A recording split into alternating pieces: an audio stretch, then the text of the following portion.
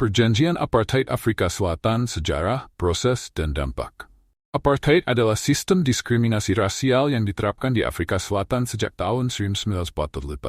Sistem ini memberikan keistimewaan bagi warga kulit putih dan membatasi hak-hak politik, sosial, dan ekonomi bagi penduduk kulit hitam, serta ras lain yang bukan keturunan Eropa.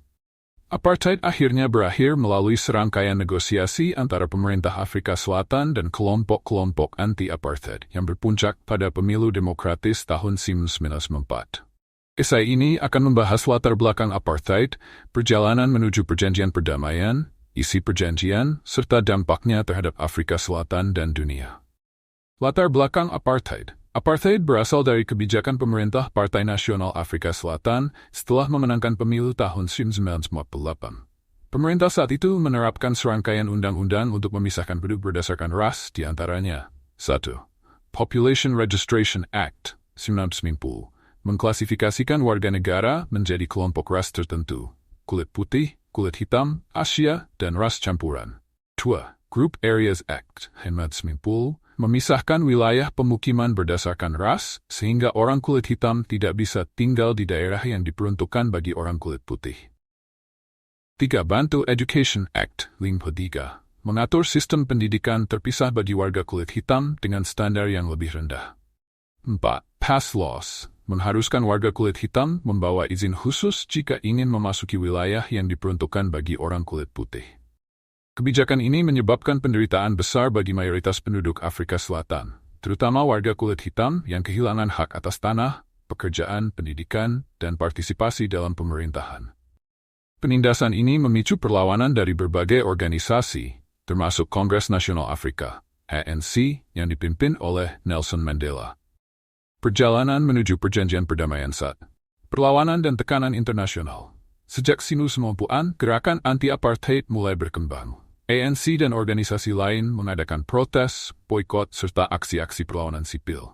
Namun, pemerintah menanggapi dengan tindakan keras, termasuk menangkap dan memenjarakan para aktivis. Nelson Mandela ditangkap pada tahun 1992 dan dijatuhi hukuman penjara seumur hidup pada Senin 1964. Di tingkat internasional, banyak negara mulai mengutuk apartheid. PBB mengeluarkan berbagai resolusi yang mengecam kebijakan tersebut. Sementara negara-negara barat mulai menjatuhkan sanksi ekonomi terhadap Afrika Selatan pada 1980-an. Tekanan dari dalam negeri dan luar negeri memaksa pemerintah untuk mempertimbangkan perubahan kebijakan. 2. Pembebasan Nelson Mandela dan awal negosiasi 1991. Pada 2 Februari 1990, Presiden F.W. de Klerk mengumumkan pencabutan larangan terhadap ANC dan organisasi anti-apartheid lainnya. Nelson Mandela dibebaskan dari penjara pada 11 Februari 1990 setelah 27 tahun ditahan. Pembebasannya menandai awal proses negosiasi menuju demokrasi. Konvensi untuk Afrika Selatan yang demokratis dimulai pada tahun 1991. Dalam negosiasi ini, berbagai kelompok politik mendiskusikan masa depan Afrika Selatan tanpa apartheid. Namun, proses ini tidak berjalan mulus karena terjadi bentrokan dan ketegangan antara kelompok-kelompok politik yang bersaing. 3. Kesepakatan akhir dan pemilu 1994. Setelah berbagai perundingan yang panjang, pada tahun 1993 kesepakatan akhirnya tercapai untuk mengakhiri apartheid secara resmi.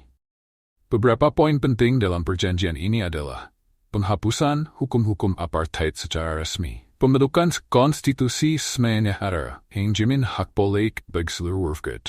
Pelaksanaan referendum di April 1995. Dalam pemilu tersebut, ANC memenangkan suara mayoritas, dan Nelson Mandela terpilih sebagai Presiden Afrika Selatan pertama yang dipilih secara demokratis.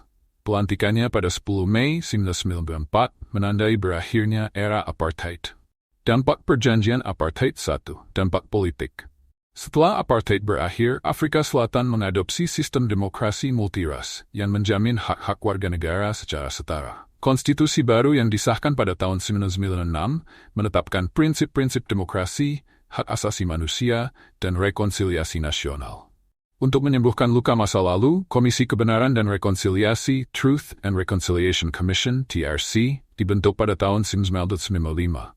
Komisi ini bertugas mengungkap pelanggaran hak asasi manusia selama apartheid, serta memberikan kesempatan bagi para pelaku untuk meminta maaf dan mendapatkan amnesti. 2. Dampak sosial. Meskipun secara hukum sistem apartheid telah dihapuskan, dampaknya masih terasa dalam berbagai aspek kehidupan sosial di Afrika Selatan. Ketimpangan ekonomi dan sosial antara warga kulit putih dan kulit hitam masih menjadi tantangan besar. Banyak warga kulit hitam masih hidup dalam kemiskinan akibat diskriminasi yang berlangsung selama puluhan tahun.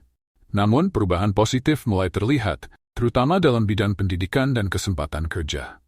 Kebijakan afirmatif diterapkan untuk membantu kelompok-kelompok yang sebelumnya terpinggirkan agar mendapatkan akses yang lebih baik ke pendidikan dan pekerjaan. 3. Dampak ekonomi. Setelah apartheid berakhir, Afrika Selatan mulai membangun kembali ekonominya.